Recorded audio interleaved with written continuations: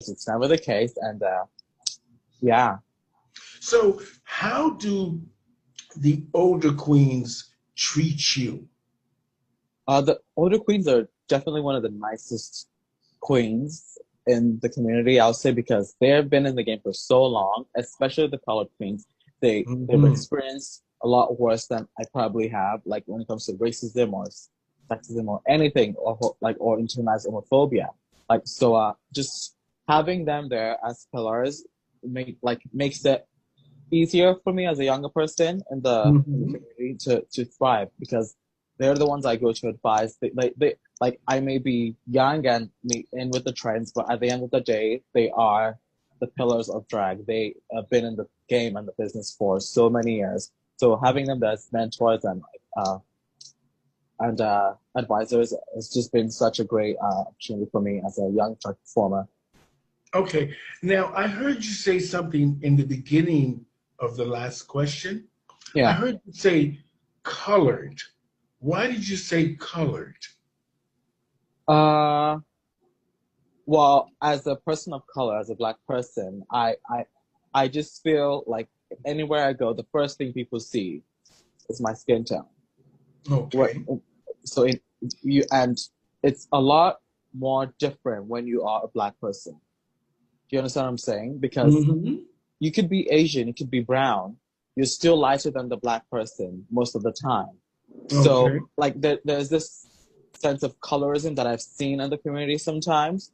Just Hmm. like the lighter Asian girl might get more recognition than the the black person just happens to be who just happens to be black. And even though there's still people of You're color, cutting out. and even though there's still people of color, like the skin tone and how dark or light it is usually comes into place. Do you understand what I'm saying? Hmm. Yeah. Okay. Now, something that I saw that are you a student at George Brown now, or you finished? I'm done school. Okay. So Yeah. what did you major in? I majored in fashion design. I'm sorry?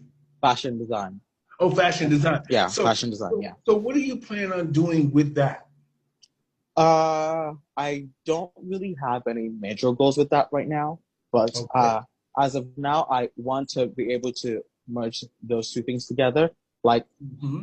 as Luna Dubois, all I've been doing with fashion lately is just going to events. I get invited to shows and magazine parties, so literally any fashion event that happens in the city. So I go as Luna. So I go as like a personality or a fashion icon, if you want to say that, because it's just really about the looks for me most of the time, but I also want to start making my own looks and you know, merging that with my drag and yeah, Okay. So you want to be an entrepreneur and have your yeah, own fashion line.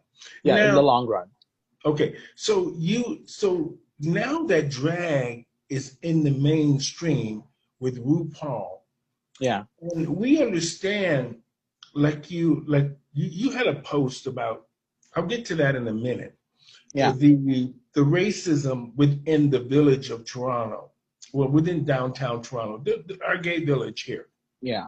Now, but what I want to talk about before that is, do you think, because drag in Toronto is dead, and now even the bar that you were working in, Cruising Tango, that bar might not open back up. And Toronto is overrun with drag queens, all Yeah, fighting for these little stages and these little spaces. yeah. But yet, RuPaul has told you, as a young person, you can have the world. This stage is huge. This Hmm. come over here.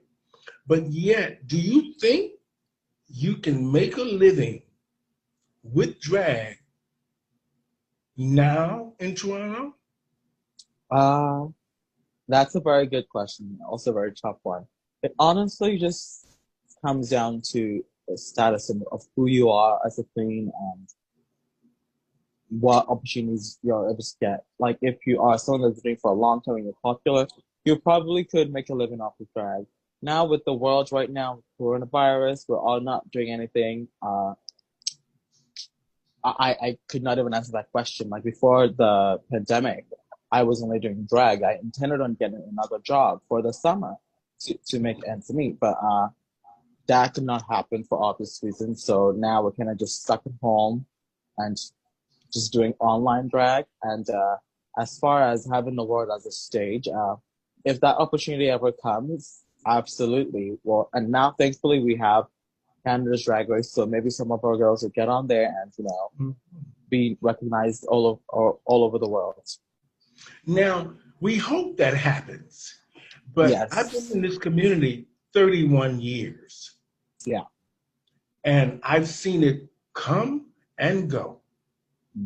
And now the reason I wanted to talk to you is because as a young person, I wanted to understand your experience of just being in the bars, how you fit in, how you feel about fitting in, how they treat you.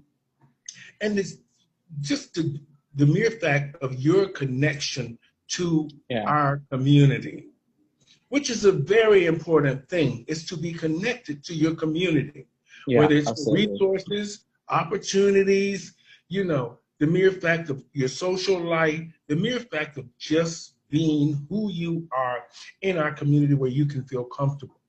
Now, in the last 3 months, 4 months with the coronavirus, and now the protest. Now, did you take part in the protest? I couldn't for the first one because I was performing for a fundraiser for the Black Lives Matter movement. So I was still kind of doing something at that time, So but I could not be at the protest. Okay. Now, where is the issue? How do you feel about the community in general? The downtown village, how do you feel about that in general? And do you mean in terms of racism or just culture? Or I just want you to just say, if Luna Dubois is walking down Church Street, how do you feel? It's different. When I first came to Canada 30 years ago, and there was no Church Street. There was Isabella Street, Isabella and Young. Where we hung out. Now, when I was on Isabella and Young, I was young and everything was amazing, and I was so happy. I fit in, and I was discovering myself. Now, Luna Dubois, is walking down Church Street, but let's just say before the pandemic, because this is an aftermath of something that everybody's going through. But before that, how did you feel just going to the clubs and the village? I felt like safe in the community. I felt like I could walk anywhere, go anywhere, no matter how I look or how I'm dressed. Like it felt like a safe community. And I feel like Toronto as a whole is very accepting in terms of culture and sexuality and gender. But at the end of the day, there are still some clause here and there that need to be adjusted and fixed. But overall, it's a pretty great city. Okay, now that you say that, this is where I want to go to your post. Yeah.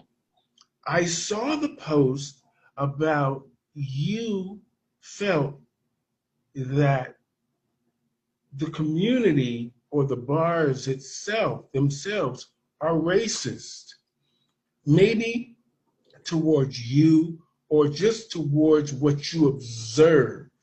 Now, can you explain that to me? So to be more specific, it was just about the drink and O'Grady's, and mainly not even the staff, just the owner.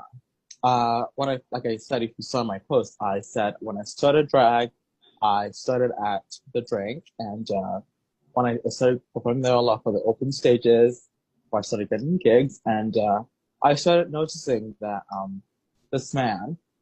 Can you talk into the microphone? Oh yes, okay, yeah. So when I started performing at this bar, I started noticing that this man wanted me to perform there